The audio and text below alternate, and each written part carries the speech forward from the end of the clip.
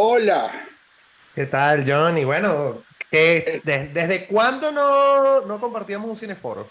¿Te hacía falta? A mí sí, ¿oíste? Sí, claro, por supuesto. Siempre es sabrosísimo conversar contigo y bueno, sobre todo de temas tan Tan candelas, tremendo, porque ¿no? tan tremendos, porque esta serie ha movido muchísimo. Bueno, mira, Sí, toda la sí. cantidad de personas que Mira, se están que, conectando. que están acá y los que están inscritos faltan por entrar. Pero yo estoy de fiesta, Luis, y tú me imagino que como parte de Cultura Mundis también, porque estamos empezando un octubre maravilloso. Estoy feliz que hay gente de Colombia, gente de Estados Unidos, México, Perú. Wow, gracias. Es que es un octubre de celebración. Esta semana y la próxima vienen cargados de puras cosas buenas. Además de este inicio con este serieforo con Luis Bond, mañana empieza Napoleón Bonaparte, Salvador y Verdugo, o Verdugo, perdón, la filosofía de Spinoza con Alberto Bejarano de Colombia el miércoles. La próxima semana, Ana María Hurtado con Sueños y Poesía. Y nuestro invitado de hoy, aunque decir invitado no, porque Luis es parte de la casa, Luis Bond con Escuelas de Misterio y Sociedades Secretas. Y bueno, y de una u otra manera, Luis, esto tiene que ver, Dahmer, la historia de Jeffrey Dahmer, que ahora no se puede hablar solo de la serie Foro, cuando Netflix justamente ayer abrió para todo el mundo las conversaciones con Jeffrey Dahmer. Sí, sí, sí. Y eso es algo que, o sea, yo me vi tentado a... Pero bueno, no quiero contaminarme con las conversaciones para solamente hablar hoy de la serie porque también Yo como pasa muy... clínico las No, no. necesitaba ver, a juro.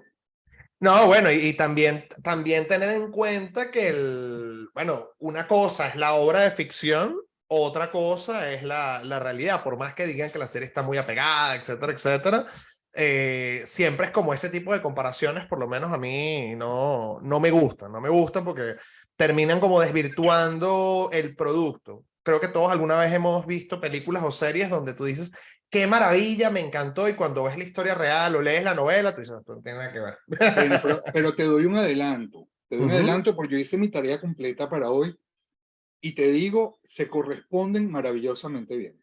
Qué bueno, qué Se bueno, qué bueno, qué corresponden bueno, qué bien bueno. y de verdad que me gustaría que nos hablaras un poco como cineasta y guionista que eres, pero sí te puedo decir que tenía el mismo temor que tú.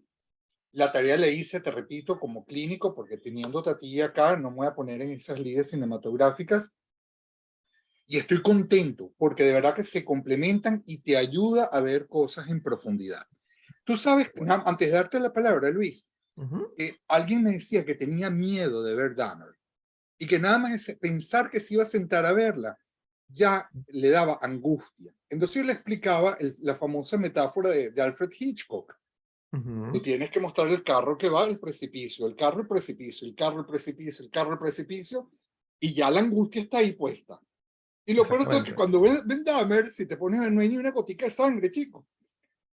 De hecho, mira, a mí me ha pasado los dos polos, ¿no? Gente que me dice, la comencé a ver y no pude porque me molestó, fue muy violenta, me choqueó. Y por otro lado, gente que me dice, yo me esperaba otra cosa, yo no entiendo por qué tanto revuelo. O sea, en Juego de Tronos uno ve más descabezado, más cosas, y Uf. efectivamente es así, efectivamente es así. Lo que sucede es que, bueno, también el nivel de violencia psicológica y además saber que esto pasó, por supuesto, es algo que remueve muchísimo. Por supuesto. Cuéntanos tú, como cineasta, ¿qué es Dahmer? Ok.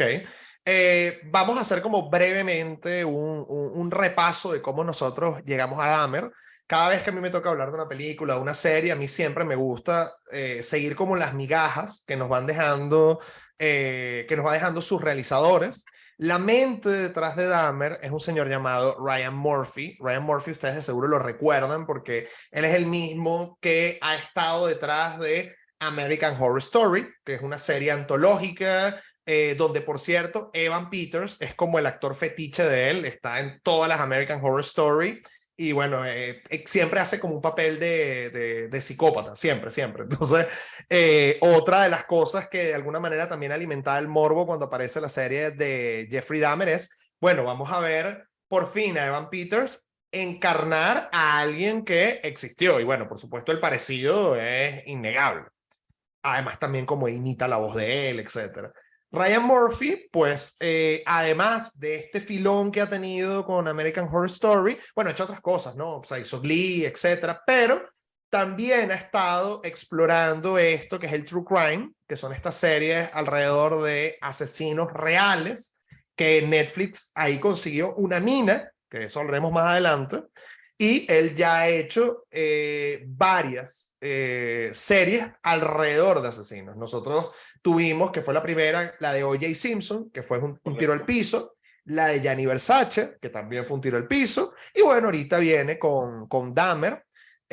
No voy a hacer, todos los que estamos aquí, parto de la premisa que vimos la serie o que sabemos quién es Jeffrey Dahmer, pero Claro. sin ánimos de hacer spoiler, ya en el Tranquilo, último todo el mundo capítulo... sabe quién es el asesino, el No, mayordomo. no, sin ánimos de hacer spoiler con lo que pueda venir, ya Ajá. nosotros en el último capítulo sabemos que estaban tanteándonos para John Wayne Gacy. O sea, eso está, pero claro, Está Pogo vendido. el payaso asesino. Entonces, y Estaba además vendido ya. el cast espectacular, ese pedacito que vimos en ese capítulo, para mí fue un teaser. O sea, fue un teaser muy perverso de vamos a ver qué sucede, las redes explotaron, todo el mundo está pidiendo la próxima historia tiene que ser, a juro, John Wayne Gacy, así que bueno, yo no es que no lo descartaría, es que podría apostarte que el siguiente paso de Ryan Murphy es hacerlo, porque fíjate que Dahmer se transformó en la serie más vista de Netflix, superando al calamar que también, fíjate, psicopatía, violencia, bueno, todas estas cosas. ¿Qué sucede con Dahmer? Ya nosotros tuvimos una película de Dahmer tiempo atrás. Fue una película que pasó bajo perfil, entre comillas, porque no fue el boom de esto que tenemos hoy. ¿Y qué es lo que sucede? Cuando Evan Peters es abordado por Ryan Murphy, le dice, mira, yo quiero que quiero contar una historia de Jeffrey Dahmer, quiero que tú seas Jeffrey Dahmer. Evan Peters dice, mira, yo acepto el papel, pero lo que yo te pido es que la historia no solamente puede ser contada desde la perspectiva de Jeffrey Dahmer. Yo quiero que la historia sea contada desde la perspectiva también de las víctimas de Jeffrey Dahmer. Y yo creo que aquí es donde la serie tiene como sus altibajos. ¿Por qué? ¿Cuál es la crítica que uno ha escuchado de toda esta serie? Es muy lenta. Y efectivamente, y a mí me gustan las series lentas, slow pacing, o sea, Mad Men es mi serie favorita y Mad Men es una serie que se cose a fuego lento. Sí es cierto que uno siente que de los 10 capítulos de Dahmer has podido contar esta historia en 7 capítulos o en 6 capítulos. Hay muchas cosas que han podido resumirse, pero el punto de vista es lo que hace de esta serie para bien o para mal, algo interesante, porque nosotros siempre estamos acostumbrados a los true crime a que nos cuenten la historia del asesino, ¿no? Empatiza, de hecho, hay gente que empatiza con el asesino, hay gente que tiene esta fascinación por el asesino, y lo que de alguna manera se intentaba hacer era, vamos a ponerte también en el zapato de las víctimas, y víctimas desde la familia de los afectados, las víctimas con ese terror de saber que van a ser asesinados, por supuesto, en los zapatos de papá, en los zapatos de mamá. Hay como también, ya sobre todo en los últimos 2 capítulos, en los 3 capítulos, qué es lo que sucede con la opinión pública. Y yo creo que fue como un ejercicio casi 360 de ver todo lo que hizo Jeffrey Dahmer y el impacto que tuvo. Por supuesto, de refilón vamos a tener también de manera tangencial, que eso es un tema que Ryan Murphy ha trabajado muchísimo. Ryan Murphy también es el showrunner de The Pose. Está todo el asunto de la homofobia, del racismo, de la crítica al sistema judicial norteamericano que durante mucho tiempo ha estado parcializado. Todo eso está como en una licuadora que se cuece mejor en unos capítulos que otros. Sin lugar a dudas, yo creo que si hay que elegir un capítulo para salvar esta serie o para ponerla en el Olimpo, es el capítulo 6, que es el capítulo que nos cuentan sobre la historia del sordomudo y cómo él intenta y como un proceso de vinculación que no se da, y bueno, nos damos cuenta como todo vuelve a caer en el mismo ciclo, pero me parece que es un capítulo que está muy bien narrado, y si todos los capítulos con cada una de las víctimas se hubiese contado como el 6, yo creo que hubiésemos tenido un producto maravilloso. Por otro lado, regresando acá de, bueno, ¿qué podemos nosotros sacar de Dahmer? Yo creo que es una serie que, por un lado, se tiene que enfrentar a otras series de True Crime a las que nosotros hemos estado acostumbrados, porque suena horrible, es completamente patológico, pero ya nosotros tenemos un estómago de acero, porque hemos visto, como estábamos hablando al principio, Juego de Tronos, cabezas van, cabezas vienen, incestos, descuartizamiento, etcétera, pero bueno, cuando se trata de algo que sucedió, toca otras fibras. Por supuesto, todo el asunto de acercarnos al monstruo para entenderlo. Si ustedes tienen que tomar una serie para hacer esta tarea, sin lugar a dudas, Mindhunter de Fincher es una maravilla, además que está basado en estos, en estos investigadores que acuñaron el término de asesino en serie. Y por supuesto, aunque no es ideal hacer comparaciones, yo creo que Dahmer es una serie que puede dialogar con Mindhunter desde cómo te mete en la mente del asesino, que yo creo que desde ese lugar la serie lo logra. Por otro lado, es una serie de atmósfera, es una serie sumamente kinestésica. Es una serie que yo recuerdo que el primer capítulo yo había terminado de cenar y se me revolvía el estómago porque podía sentir el hedor, podía sentir como ese apartamento por la iluminación, por todas las cosas sucias, transpiraba por todos lados, asco.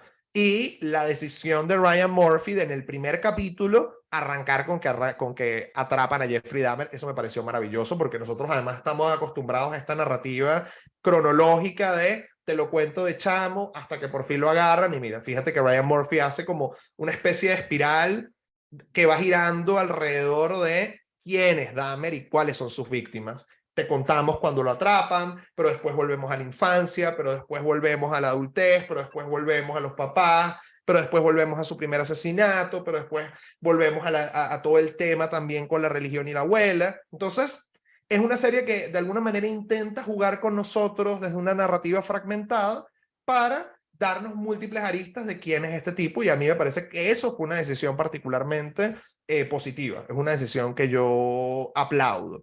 Me hubiese gustado, por otro lado, que todo el asunto de la investigación policial hubiese tenido esa potencia tal vez de un Mindhunter, esa potencia tal vez de, y voy con Fincher, o sea, por ejemplo tenemos en Zodiac, tenemos en Seven, porque tenemos como muy buenos productos de cómo se hace una investigación alrededor de un asesino en serie, pero también hay que entender que la serie juega más bien a Dahmer y las víctimas, Dahmer y las víctimas, Dahmer y las víctimas.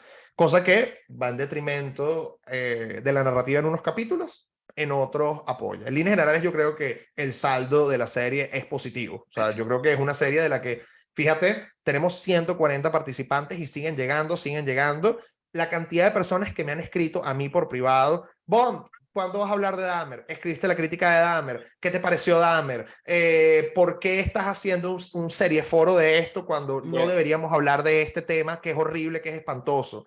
Las implicaciones éticas de este asunto, porque muchas personas se están quejando de, bueno, cómo los familiares que han Sí, sido... pero no te adelantes con eso porque eso Ah, es un bueno, es verdad, punto es verdad, exactamente, importantísimo. eso es verdad, Y eso es lo que verdad, estás eso para más adelante. diciendo a mí me tiene impresionado, de verdad, y se lo agradezco a todos los que están acá y los que espero que luego nos escuchen la grabación, porque en el Instagram Culturamundis, en el correo culturamundis@gmail.com, en la página web de Culturamundis, nos han escrito tanto y un poco preguntando, uno, por la parte cinematográfica y dos, si es un perverso o es un psicópata, ¿verdad? O es un psicótico, perdón, es un perverso, un psicópata o un psicótico. Y entonces, claro, y aparte, muchos de mis alumnos de la universidad, muchos colegas, eso se ha prestado a cantidad de preguntas. Entonces tenemos todas las consideraciones que tú estás haciendo, pero también hay algo que parte de, y lo acabas de tocar, que tiene que ver con el malestar de nuestra cultura, Luis. Y eso es lo que me gustaría que luego pudiéramos abordar, ¿no? ¿Por qué se convierte en un boom? Porque casi es un antihéroe, porque hay gente que simpatiza, esto es un punto. Pero yo creo que hay que hacer unas consideraciones clínicas frente al caso. Claro, Johnny, cuéntame, porque además yo también estaba emocionado por este cineforo porque yo quería conocer tu visión. Bueno, y me gustaría un poco que compartiéramos incluso desde puntos de Claro, vista claro, por teóricos supuesto. distintos, ¿no? Porque algo que a mí me impresionó, Luis, es, y mira que lo vi con mucho detalle, la opinión de los médicos, psiquiatras y psicólogos que participan tanto en Dahmer como en las conversaciones con Dahmer. Okay. Y excepto un psicólogo que le hace una evaluación, todo el resto apuntan a síntomas, ninguno a la estructura. A ver, un poco, y yo sé que mis alumnos que están acá se van a matar de la risa porque yo siempre me encargo de decirles, por favor, no se olviden las 5 variables. Cuando uno va a considerar un caso, uno tiene que ver la estructura, es decir, si es neurótico, psicótico o perverso, cómo se desarrolló, cómo es la dinámica de la personalidad, cuáles son los determinantes que generaron esa personalidad y en qué polo está entre la salud y la enfermedad. Y fíjate que ese es uno de los puntos que se discute al menos en las conversaciones. En el juicio, si esto es un hombre sano que sabía lo que hacía o es un hombre para catalogarlo de demente. Y evidentemente, ¿ok? Aquí, si no nos colocamos a nivel de lo que es la dinámica de la personalidad, no vamos a entender qué es lo que le ocurre y nos vamos a quedar en la superficie de lo sintomático. Él es definitivamente una estructura psicótica o lo que vulgarmente se llama como la locura. ¿Por qué? Porque estamos viendo que es un hombre que tiene un delirio muy bien plantado y es una persona que la impulsión lo determina. ¿A qué me refiero a la impulsión? No que es impulsivo, sino que algo se le mete en la cabeza y no puede poner freno. Lo que en términos lacanianos se puede decir, el nombre del padre no está inscrito, o sea, no hay un regulador simbólico, no hay algo que pueda detenerlo. Vemos constantemente, y el actor lo hace maravilloso, esa máscara seria, no seria, seria como si fuera de cera, la nicotimia propio de la psicosis. Vemos que además ocurre algo. Él sabe que lo está haciendo, que lo que está haciendo está mal. Él se coloca para que lo maten. Él se coloca para que lo atrapen. El perverso no funciona aquí. Sin embargo, ¿qué es lo que tenemos? Y esto hay que aclararlo.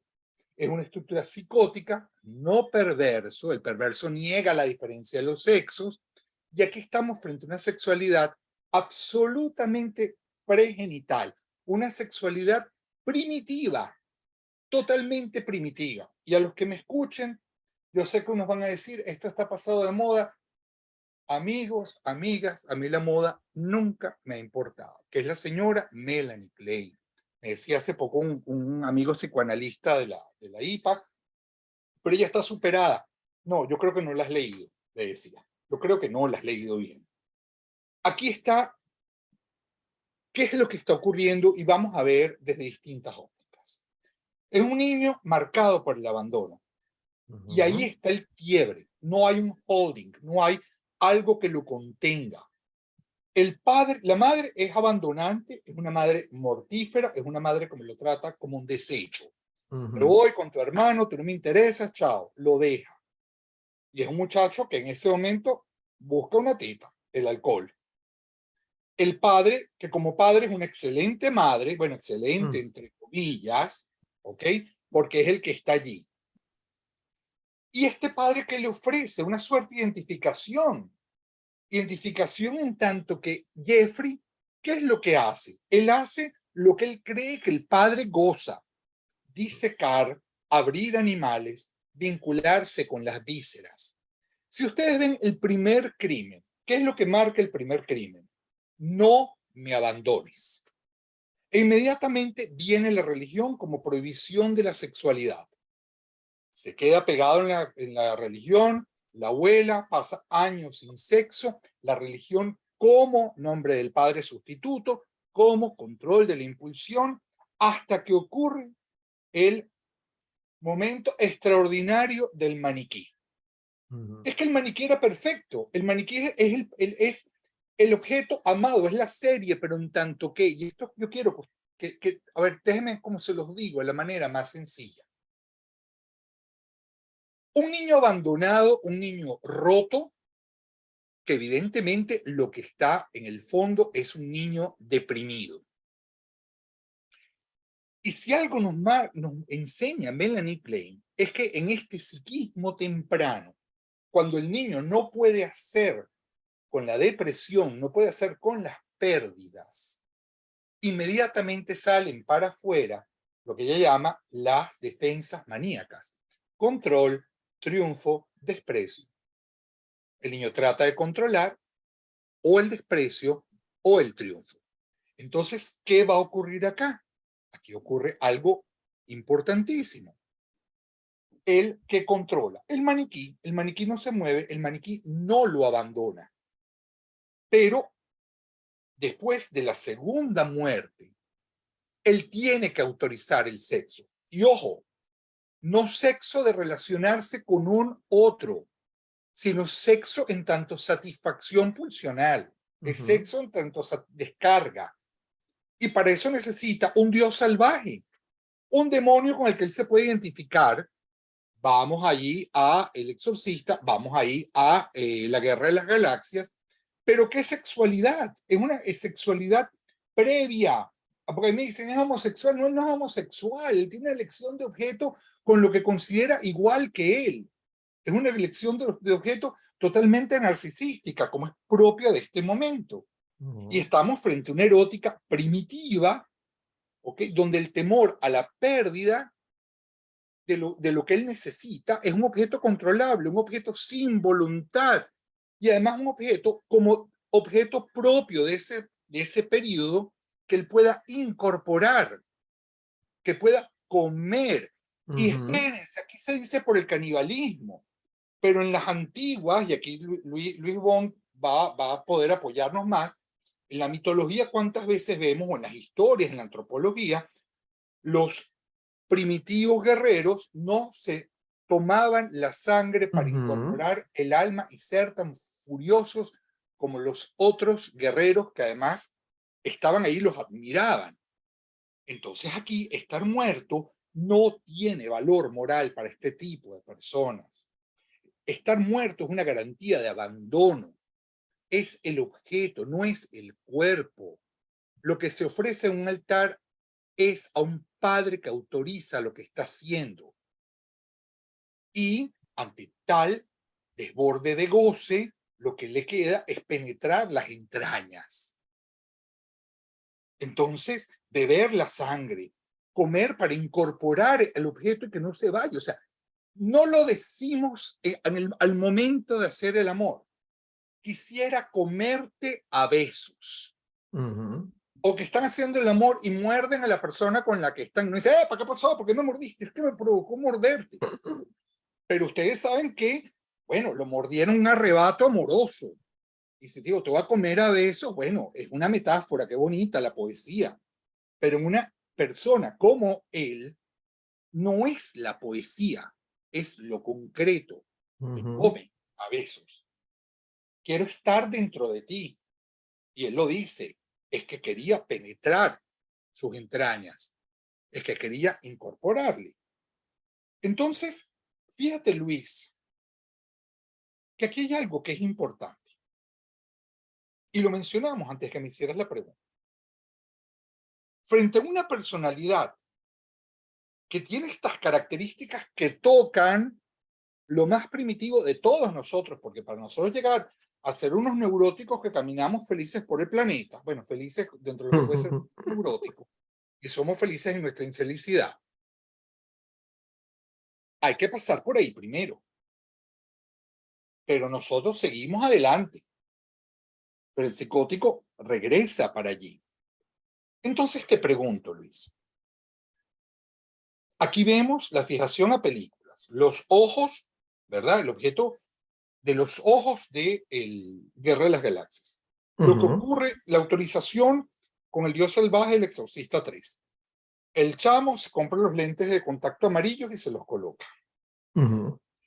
Y hace poco, Luis, y esto porque estás por darnos la próxima semana un ciclo que ya, o sea, soy el primer inscrito, no me lo pierdo, de las sociedades secretas. Y hay gente que me ha dicho, por Luis Bombard, sociedades secretas, o sea, va a hablar de los masones, o sea, no, ya va.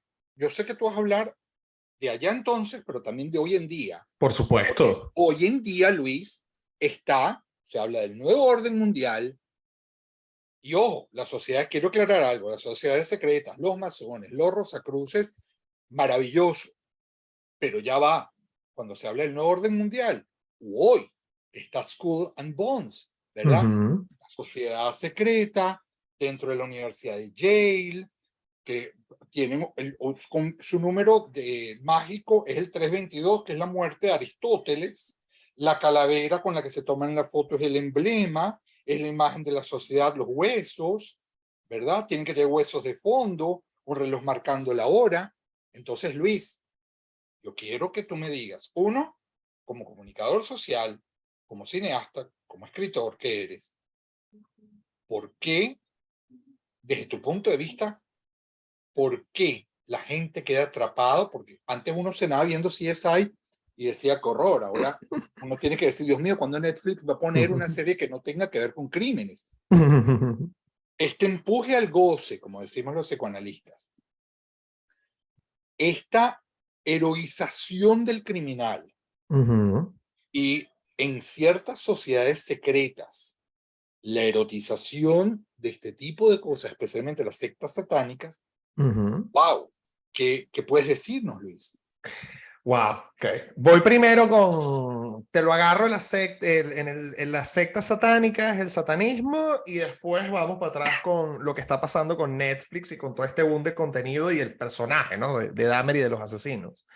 Eh, por supuesto, dentro de las escuelas de misterio, que vamos a decir, si nos ponemos tradicionalistas, son estas escuelas que se encargan del trabajo, del perfeccionamiento de el hombre, como pudiese ser la masonería, como pudiese ser el compañerazgo, como pudiese ser, por supuesto, cuando nos vamos a diferentes lados, el sufismo, etcétera, pues siempre han existido, siempre existirán, al igual que los misterios mayores, los sacerdotales. O sea, nosotros ahí comenzamos a hacer como la diferencia entre todas las escuelas de misterio que efectivamente tienen un conocimiento que es perenne, que es tradicional, que es trascendental, y cómo estas escuelas se han ido deformando hasta llegar a estas sociedades secretas de las que estamos hablando, como bueno, los Illuminati, como que además es todo un tema porque los Illuminati existieron,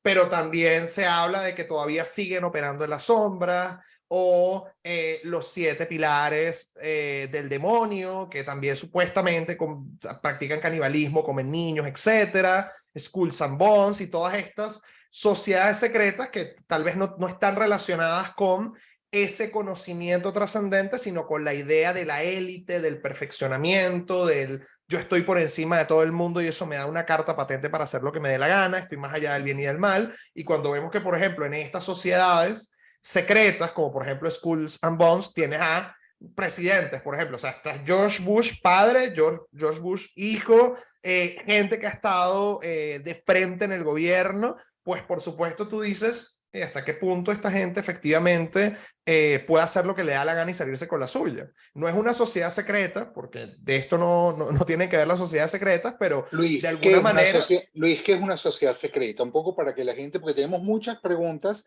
Ajá. y en breve, así de forma breve, porque tú mismo dices escuelas mistéricas, sociedades secretas, y esto, ¿cómo podemos vincularlo con la serie? O sea, ¿qué es una sociedad secreta? ¿Qué es una escuela mistérica?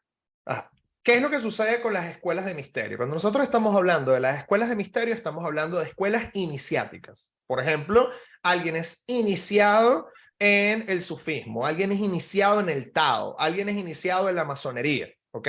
Y estas escuelas de misterio siempre han custodiado secretos que deberían, y cuando digo deberían, eso tiene su razón de ser, ayudar a los iniciados a, bueno, trascender, a poder perfeccionarse. De hecho, cuando uno comienza a buscar en internet alrededor de la masonería, siempre la vas a escuchar como una escuela de perfeccionamiento que hace hombres rectos, virtuosos, etc.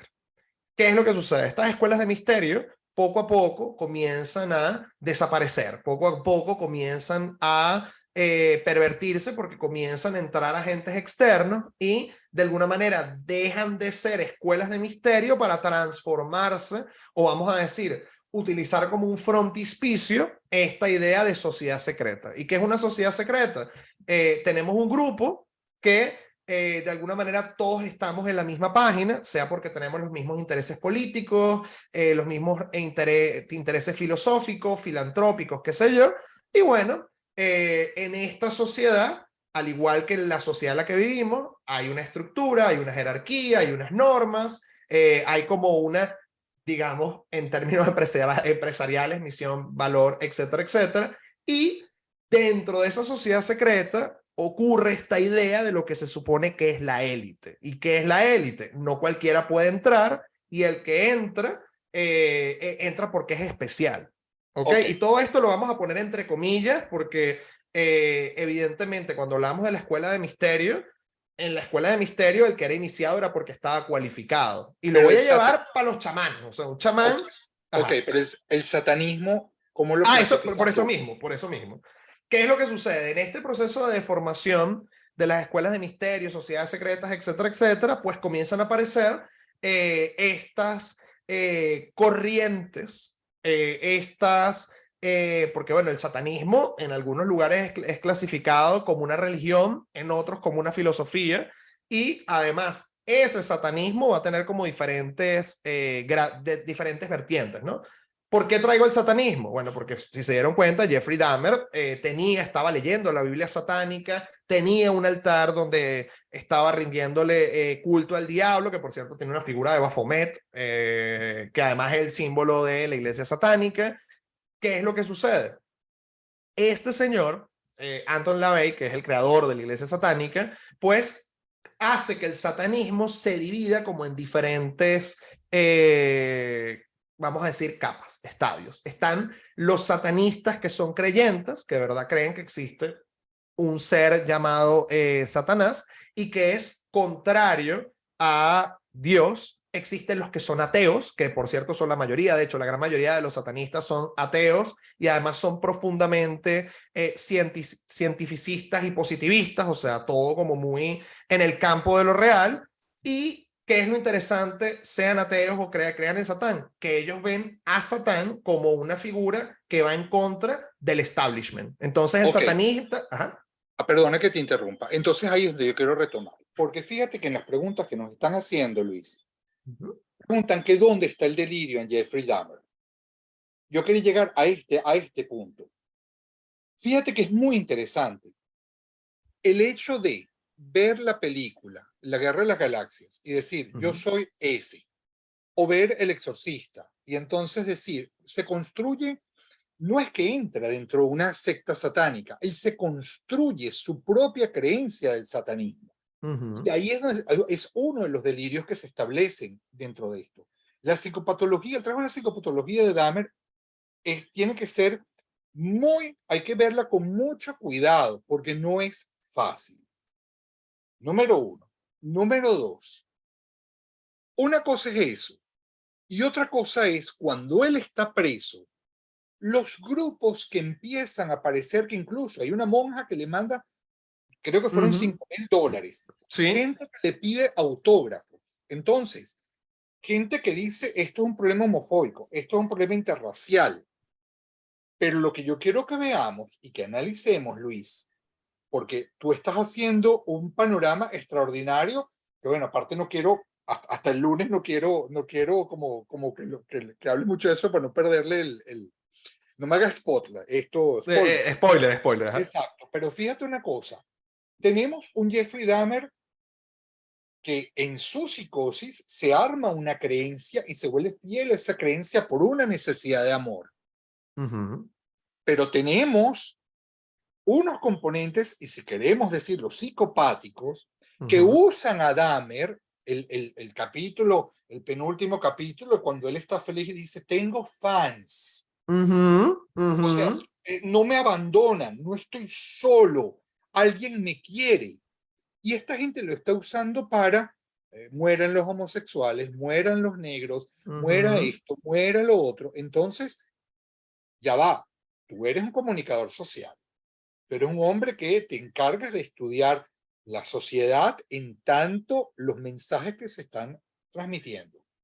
En ese sentido, ¿qué puedes decirme de cómo hoy se maneja los mensajes, quién hace de Jeffrey Dahmer un héroe y el peligro que esto significa que muchachos que no tienen una estructura de personalidad sólida se identifiquen con este tipo de antihéroes. ¿Qué me dices?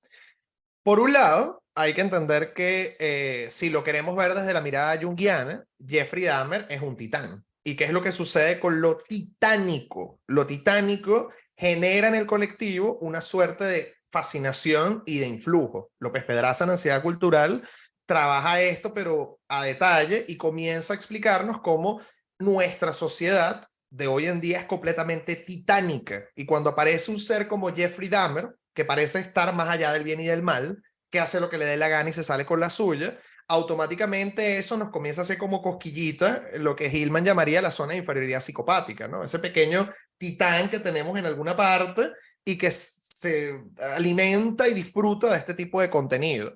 Por supuesto, hay una gran diferencia entre decir, oye, un personaje como Hannibal Lecter me parece fascinante porque es súper inteligente, a Es muy diferente. decir, exactamente, muy diferente, a decir, Jeffrey Dahmer es un héroe. Parte de lo que sucede con Dahmer es que su caso tiene una exposición mediática tan pero tan grande y además abarca lo que vendría siendo la sombra del colectivo, los afrodescendientes, la comunidad LGBT, que fácilmente converge y muchas personas comenzaron a verlo a él como, bueno, una bandera para poder lanzarle a un bando y al otro. Si además metemos de frente todo el asunto de la religión, fíjate que esto también es un punto clave, porque el satanismo lo podemos ver como una religión, lo podemos ver como una filosofía de vida, lo podemos ver desde múltiples aristas, pero si tú me tuvieses que decir qué es lo que plantea ese satanismo, una especie de superhombre que hace lo que quiere, que viene aquí a darle trancazos a una sociedad que no sirve para nada, y de alguna manera esa es la figura que se proyecta en Jeffrey Dahmer. Eso es lo que la gente ve en Jeffrey Dahmer. Fíjate que hicieron un cómic donde le estaba cayendo a golpes a Cristo, el papá estaba sacando el tema de la novela y ya estaban pensando en quién iba a hacer la película. Toda la sociedad quedó enamorada de ese influjo de él. Y ojo, esto no solamente pasa con Jeffrey Dahmer. Ted Bundy fue la misma historia, le mandaban cartas, las mujeres lloraban en el juicio, etcétera, etcétera, porque ese titán genera fascinación en el colectivo y parte Fíjate, de los medios juegan con ese morbo. fíjate incluso, y aquí voy a tomar de Rodolfo Romero una pregunta que a ti te va a encantar. Hay una identificación con la sombra. Podría incluso verse cierto paralelismo con Hitler en su época, salvando las diferencias. Mira, yo te voy a contar algo, Rodolfo. Conocí a un muchacho que era vecino mío, más negro que el carbón. Él era trinitario, pero duro, y era nazi. Y yo le dije, pero muchacho, tú no sabes que tú eres era nazi homosexual, además. Le dije, tú no sabes que tú eres el primero que Hitler va a matar. Pero estaba tomado por eso. Entonces, la pregunta es, te lo digo, por ejemplo, en una de los temas de las personas que me escribieron en un grupo, en un chat, me decían, se lo merece por gay. Wow. Todo esto me recuerda Freud en la segunda página, párrafo de arriba, de personajes psicopáticos en el teatro, cuando dice, lo que vemos en el escenario es lo que proyectamos de nosotros allí. Entonces, aquí hay algo que es muy peligroso, porque tomando a Rodolfo, cuando dice, hay una identificación con la sombra, entonces, ¿qué pasa? Ese señor está representando lo que yo no soy capaz de hacer. En un mundo con un Putin amenazándonos de guerra nuclear, una Corea del Norte lanzando bombitas, bombitas, donde tenemos la muerte servida todos los días, donde la pulsión de muerte es lo que está dominando. Entonces, pienso que Luis Bont, Cultura Mundi, está acá, porque esto es un llamado a no engancharnos con la sombra, no engancharnos con lo psicopático, sino entender que no es nuestro, que está allá y que podemos nosotros aportar desde la salud y no mezclar nuestro malestar con lo que estamos viendo y colocando a este tipo de personajes como instrumento de las cosas no resueltas nuestras. No sé qué piensas tú de esto. Sí, y fíjate que desde ese lugar, la serie, que es una de las cosas que yo también valoro, comienza a explorar cómo el núcleo familiar y cómo la sociedad comienza a buscar culpables cuando este tipo de monstruos aparecen. Fíjate que, bueno, alguien podría decir, o sea, bueno, no alguien, no, tú, Johnny, y estoy completamente de acuerdo contigo, la figura de la madre ausente, que bueno, eso por supuesto hace que tenga un Eros en muletas, al mismo tiempo tienes un papá que no pone estructura, que no le permite a él entrar al mundo, a la sociedad, no le da esa estructura para que se pueda integrar, pero fíjate que también la mamá consumía N cantidad de pastillas durante su embarazo, entonces tú puedes pensar, bueno, es un tema químico, ¿no? Porque normalmente cuando uno comienza a ver la infancia de los asesinos en serie, muchos tienen abusos, muchos tienen una situación, traumas, etcétera. Aparentemente, este señor, bueno, viene de un hogar con una madre ausente, un papá ausente, pero ¿cuántas personas no han venido de hogares así y no pasa nada? Vuelvo al Cuando tema, sale el vuelvo al... monstruo, Ajá. pero ya que cuando sale el monstruo, ¿qué es lo que sucede? Uno le echa la culpa al otro, que además me parece maravilloso esos últimos 5 minutos de serie cuando ya el tipo está muerto y comienza de nuevo la pelea por el cerebro. O sea, tú te das cuenta como nadie asume responsabilidad, porque esa es la clave en ese núcleo familiar. Nadie asume responsabilidad. Y cuando algo sale mal, es culpa del papá, es culpa de la mamá, es culpa que tú no estuviste, es culpa que tú le enseñaste, es culpa que no sé qué. Pero ahí es donde, Luis, no sabes cómo te agradezco que hayas sacado esto. Ahí es cuando tú te das cuenta que él no existía para los padres. Claro, Esta es una personalidad era un sujeto que se diluye. Es una persona que no está, que se diluye. Y por eso queda en lo más primitivo. Ahí, Sophie Murillo está haciendo una intervención bien interesante. Te la voy a leer. Con respecto a la sombra, ¿hasta qué punto Dahmer integraba la sombra y se identificaba con ella más allá de actuarla? ¿Cuál sería la diferencia entre manifestarla o identificarse con ella? A ver, mi querido amigo junguiano, ¿qué es lo que vámonos allá. pasa? Dahmer, o sea, para mí, Dahmer no tiene capacidad de integrar su sombra, porque nosotros siempre estamos pensando en términos de sombra como, bueno, la sombra del colectivo es la muerte, es la guerra, qué sé yo, pero ¿cuál vendría siendo ese contenido que Dahmer tenía en sombra? La capacidad de vinculación, la ternura, la confianza, el compromiso. Y fíjate que nunca tuvo la posibilidad de integrarlo en ningún momento. Cuando establece esta especie de intento fallido de vinculación con el sordomudo, fíjate que, oye, van construyendo aparentemente una amistad, aparentemente hay algo. ¿Y qué es lo que sucede? Una vez que pasan la barrera de la intimidad y que él le dice, mira, yo voy a venir la semana que viene, no te preocupes, confía en mí, vuelve a caer exactamente en lo mismo. O sea, no hay capacidad de integración en este tipo. Ya, de nuevo, partiendo de la premisa de que este señor es un titán, los titanes son irreflexivos, no hay capacidad de reflexión. Para tú poder integrar, tienes que reflexionar. Y este señor no puede reflexionar, no tiene un tipo de estructura que le permita reflexionar. Luis, él no Un reflexiona. neurótico puede generar, o sea, un neurótico tiene la capacidad de simbolizar. Este señor no, este señor va directo al acting, porque no hay capacidad de simbolización. Es que vamos a un momento a preguntarnos algo. No tiene capacidad de reflexión. Él sabe que eso no está bien y podría ser por la educación que él tiene desde la religión, Uh -huh. pero no sabe cómo elaborar eso. A eso es lo que te refieres Exactamente. con la A capacidad de eso es a lo que reflexión. me refiero. A eso es a lo que me refiero. Hay muchas preguntas que tienen que ver con el componente orgánico. Uh -huh. Eh, es difícil saberlo. Obviamente, un feto expuesto a drogas, expuesto a alcohol, está afectado, pero ¿en qué porcentaje puede estar afectado? Es lo que no sabemos. Porque si no, ya, o sea, ya que estamos haciendo una suerte de gimnasia teórica, Uh -huh. pero, atención, fundamentados en el historial de Dahmer, o sea, estamos tomando allí, pero ya ponernos a lucubrar es un poco difícil. A ver, Gerardo Coronado dice, cuando declara frente a los policías, capítulo 5, él declara que desearía poder haber desenterrado a su primera víctima y que eso hubiera sido el fin de todo su comportamiento. Y más allá, él reprimió eso durante 9 años. Esto no es una reflexión. Muy bien, Gerardo. Muy bien, Gerardo.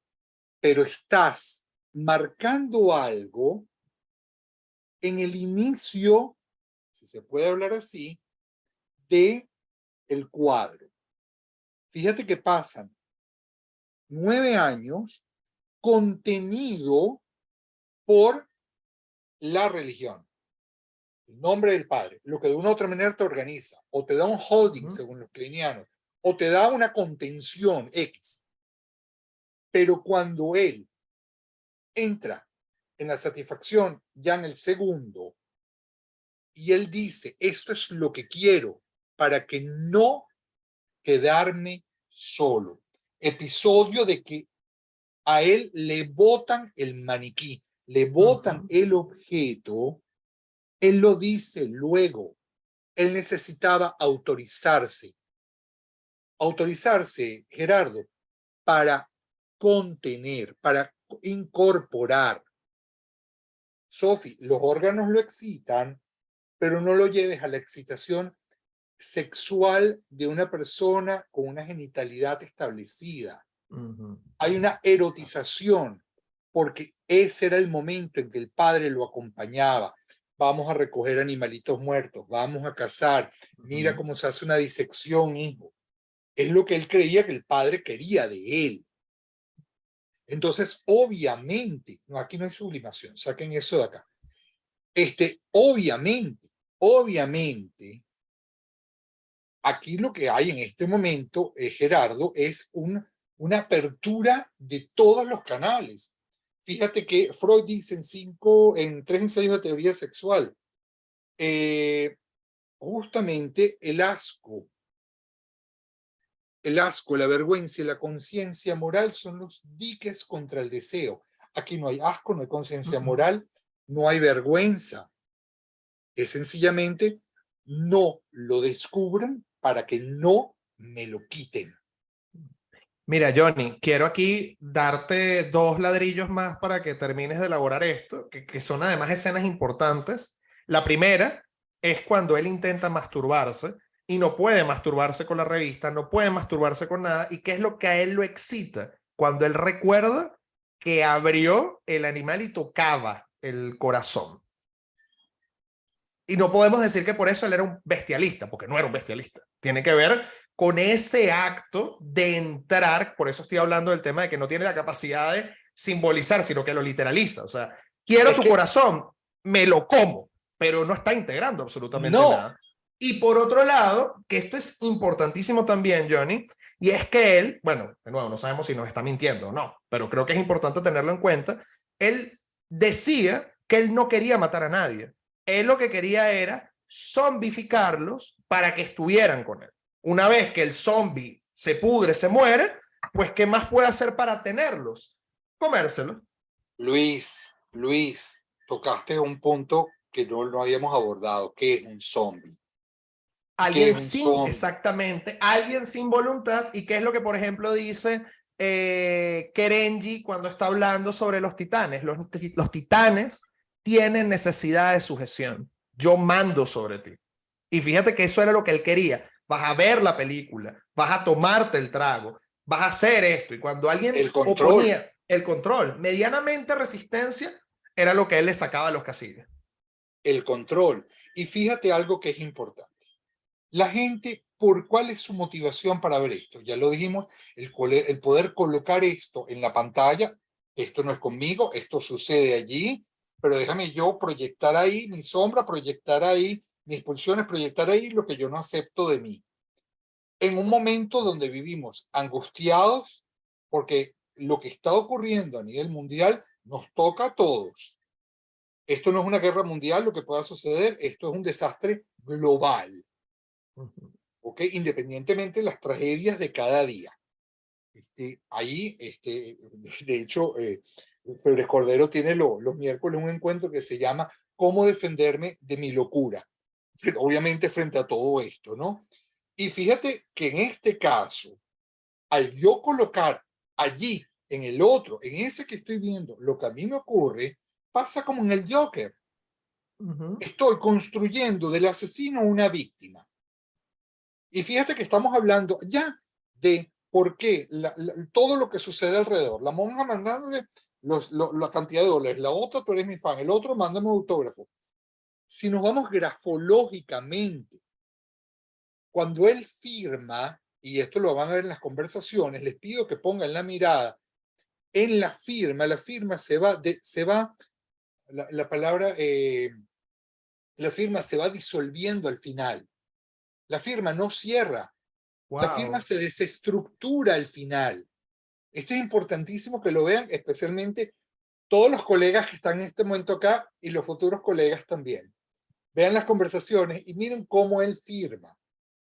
Fíjense cuando le piden a él, muy importante, por favor, este tipo de desarrollo, no ven un cuerpo completo, ven un objeto parcial, el pene. Entonces guarda el pene, la mano, la cabeza. Y entonces vemos que le piden un autógrafo y manda la mano cortada. Porque el autógrafo que lo hace, la mano. No hay un cuerpo integrado. No hay una percepción de un cuerpo integrado.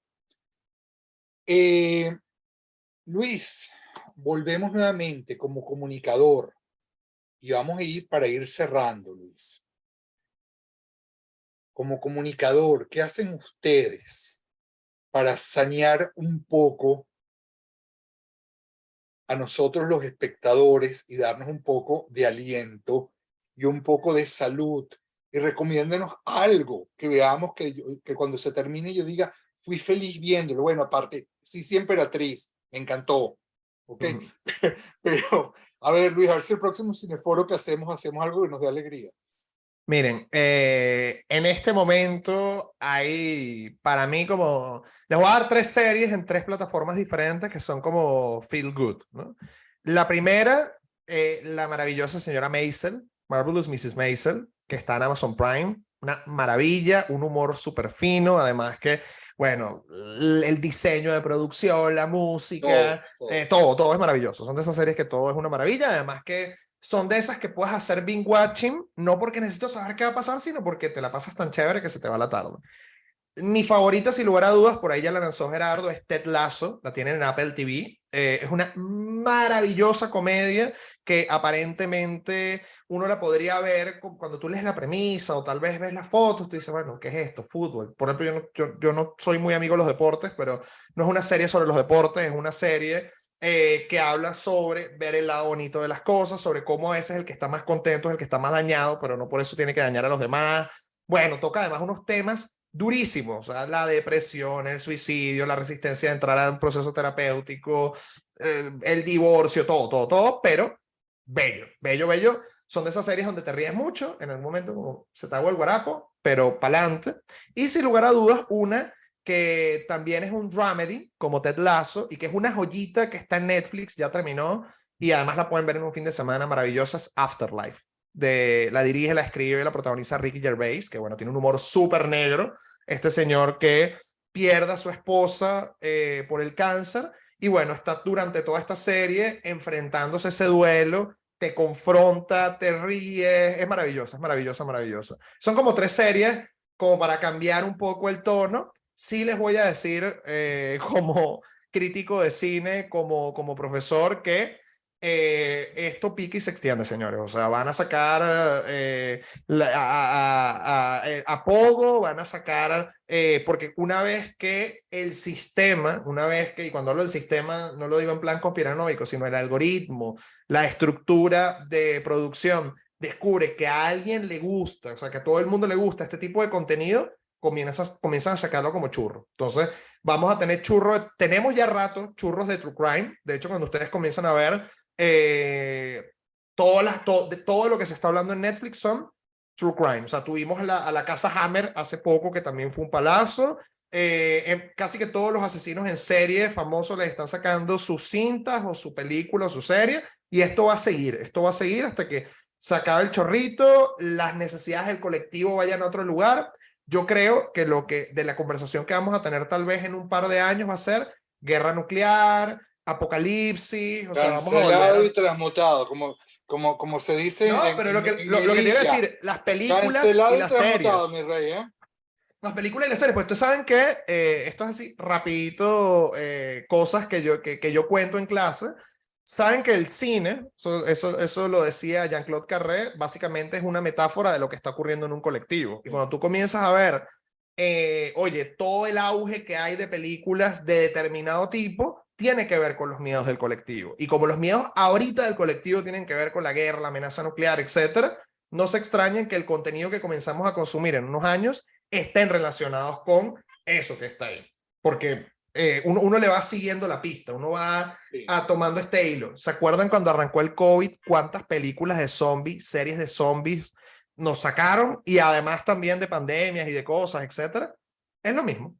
Es lo mismo. Bueno, yo quiero agradecerte, Luis. Aquí hay una cantidad tremenda, tremenda de temas por tocar. Sí. Y yo me quedé con ganas de todo este tema de cómo se van conformando estas sociedades, cómo se van conformando escuelas, cómo se va agrupando la gente como fenómeno social. Siempre digo a mis amigos, hoy en día creo que la profesión más importante es sociología, y después, bueno, una cantidad que pueden seguir, pero creo que es muy importante todo esto, lo que nos vas a hablar a partir del próximo lunes. Son 4 clases que nos vas a dar, Luis, ¿verdad? Sí, son 4 clases donde vamos a arrancar desde los chamanes en el Pleistoceno hasta, bueno, todo lo que podemos conseguir hoy en día que puede ser tradicional o no tradicional. O sea, nosotros vamos a llegar hasta lo que es la masonería especulativa hoy año 2022. Calderón, gracias por lo que estás diciendo. No tienes que pagar los cineforos de Cultura Mundis. Son para todos, entrada libre, pero sí me voy a permitir invitarlos a que visiten la página de Cultura Mundis, www.culturamundis. Hay muchos que me están escribiendo ahorita por aquí, por el celular, preguntándome cómo pueden obtener información de escuelas de misterio y sociedades secretas de Luis Bond para el lunes. www.culturamundis.com o por Instagram, Culturamundis, y ahí está toda la información. Quienes están en el exterior tienen formas de acceder, de inscribirse. Quienes están en Estados Unidos, en Venezuela, también visítennos, porque para eso está la página, es de ustedes. Y a partir del lunes, 4 clases, lunes a las 6:30 con Luis Bond, Escuelas de Misterio y Sociedades Secretas. Y algo muy importante que me está escribiendo María Josefina Bermúdez. Y si no puedo verlas porque ese horario estoy trabajando, las vas a poder disfrutar en diferido, María Josefina. Tienes una semana para disfrutar cada clase. Y bueno, de verdad, 1.000.000 de gracias. Ah, ahí vienen el lunes. ¿Con quién vamos a estar la conversación? Se me olvidaba. Rafael Arraiz Luca. Vamos a hablar de Armando Reverón el próximo lunes. Genio, locura y creación. Próximo lunes a las 8 de la noche, Armando Reverón. Estén pendientes por la página de Cultura Mundis. Lunes a las 6:30, Luis Bond. Inicio, Escuela de Misterio, Sociedades Secretas. Luisito, como siempre, chócala. Gracias, Johnny. Gracias. Choca. Un placer poder compartir contigo. Gracias a todos los que vinieron. Y bueno, nos veremos en el próximo Cineforo, Serieforo, lo que venga. Lo que venga, y si no, en el ciclo.